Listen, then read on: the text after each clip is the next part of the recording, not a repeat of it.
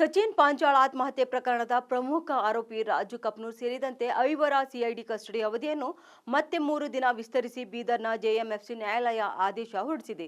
ಸಚಿನ್ ಪಾಂಚಾಳ್ ಆತ್ಮಹತ್ಯೆ ಪ್ರಕರಣ ಸಂಬಂಧ ಜನವರಿ 10ರಂದು ಬಂಧನಕ್ಕೆ ಒಳಗಾಗಿದ್ದ ರಾಜು ಕಪ್ನೂರ್ ಹಾಗೂ ಇತರೆ 4ರನ್ನು ಬೀದರ್ನ ಜೆಎಂಎಫ್ಸಿ ನ್ಯಾಯಾಲಯವು 5 ದಿನ ಸಿಐಡಿ ಕಸ್ಟಡಿಗೆ ವಹಿಸಿತ್ತು. ಬುಧವಾರ ಕಸ್ಟಡಿ ಅವಧಿ ಅಂತ್ಯಗೊಂಡಿದ್ದರಿಂದ ಆರೋಪಿಗಳನ್ನು ನ್ಯಾಯಾಲಯದ ಎದುರು ಹಾಜರುಪಡಿಸಲಾಗಿತ್ತು.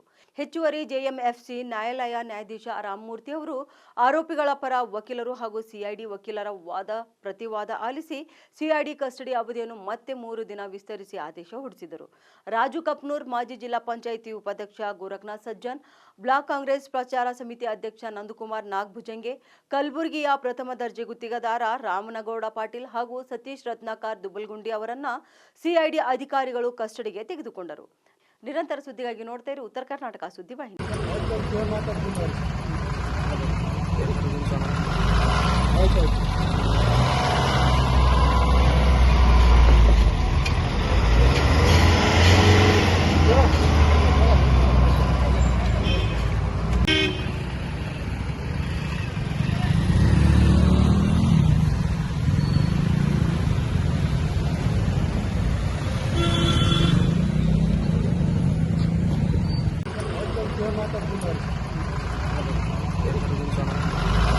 Okay.